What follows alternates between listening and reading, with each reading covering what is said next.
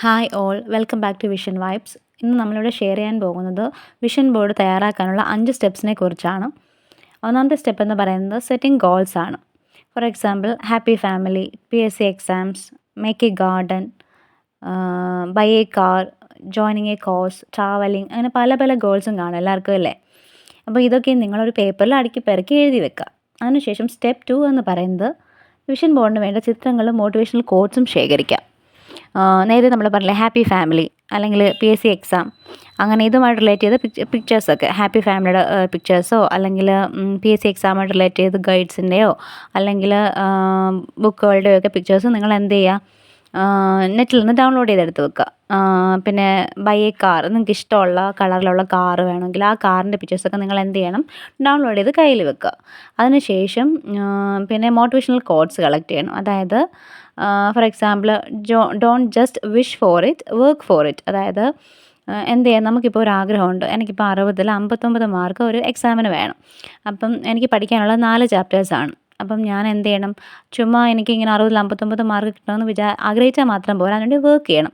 അപ്പോൾ എന്ത് ചെയ്യണം, ഞാൻ ഈ 4 ചാപ്റ്റേഴ്സും ബൈഹാർട്ട് ചെയ്ത് പഠിക്കണം, എന്നിട്ടത് റിവൈസ് ചെയ്യണം, അതിൻ്റെ ക്വസ്റ്റ്യൻസൊക്കെ വർക്ക് ചെയ്യണം അല്ലേ.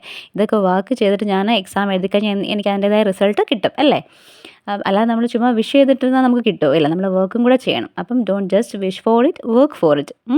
പിന്നെ അതുപോലെ വേറൊരു എക്സാമ്പിൾ എന്ന് പറയുമ്പോൾ, if you can dream it you can do it അല്ലേ. നിങ്ങൾക്ക് സ്വപ്നം കാണാൻ കഴിയുന്നുണ്ടെങ്കിൽ നിങ്ങൾക്കത് ചെയ്യാനും കഴിയും. പിന്നെ മറ്റൊരെണ്ണം പറയുന്നത്, what you think you become. നീ എന്താണോ ചിന്തിക്കുന്നത് അത് നീ ആയിത്തീരും അല്ലേ. നമ്മുടെ ചിന്തകളാണ് നമ്മളെക്കൊണ്ട് നമ്മുടെ ലക്ഷ്യത്തിലേക്ക് എത്തിക്കുന്നത് അല്ലേ. അതിനുശേഷം B A magnet of miracles, ഞാൻ അത്ഭുതങ്ങളെ അട്രാക്റ്റ് ചെയ്യുന്നു അല്ലേ. സ്റ്റെപ്പ് 3 എന്ന് പറയുന്നത് അഫർമേഷൻസ് തയ്യാറാക്കുക എന്നുള്ളതാണ്. I love and accept my self unconditionally, I am grateful for everything. ഇതേപോലത്തുള്ള അഫർമേഷൻസൊക്കെ നിങ്ങൾക്ക് തയ്യാറാക്കാം.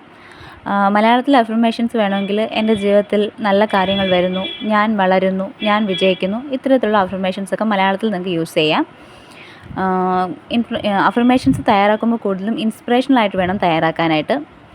സ്റ്റെപ്പ് 4 എന്ന് പറയുന്നത് ഡിസൈൻ ചെയ്യുക എന്നുള്ളതാണ്. അതായത് നമ്മുടെ വിഷൻ ബോർഡ് വളരെ മനോഹരമായ ചിത്രങ്ങളും വാക്കുകളും കൊണ്ട് മനോഹരമായ ഒരു ചാർട്ടിൽ ക്രമപ്പെടുത്തണം.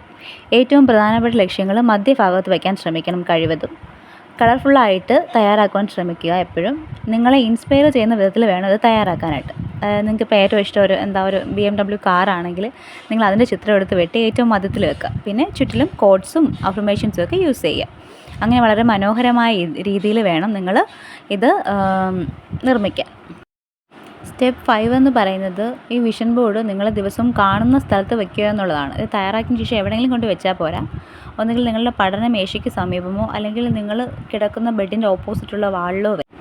ഡിജിറ്റൽ വിഷൻ ബോർഡാണ് നിങ്ങൾ യൂസ് ചെയ്യുന്നതെങ്കിൽ നിങ്ങൾക്ക് നിങ്ങളുടെ ഫോണിൽ വാൾപേപ്പറായിട്ടൊക്കെ യൂസ് ചെയ്യാം.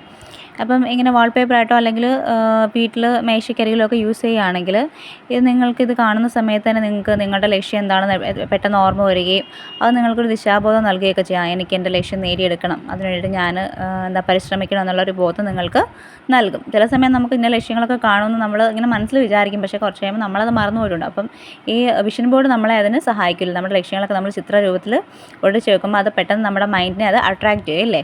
അതുകൊണ്ട് നമുക്കത് എല്ലാ ദിവസവും നമുക്കിങ്ങനെ ഓർമ്മ വന്നുകൊണ്ടിരിക്കും, എൻ്റെ ലക്ഷ്യം ഇതാണെന്നുള്ളൊരു ഒരു അവബോധം നമുക്ക് നൽകിക്കൊണ്ടേയിരിക്കും. സ്റ്റെപ്പ് 7 എന്ന് പറയുന്നത് ബിലീവ് ആൻഡ് ആക്ഷൻ ആണ് അല്ലേ.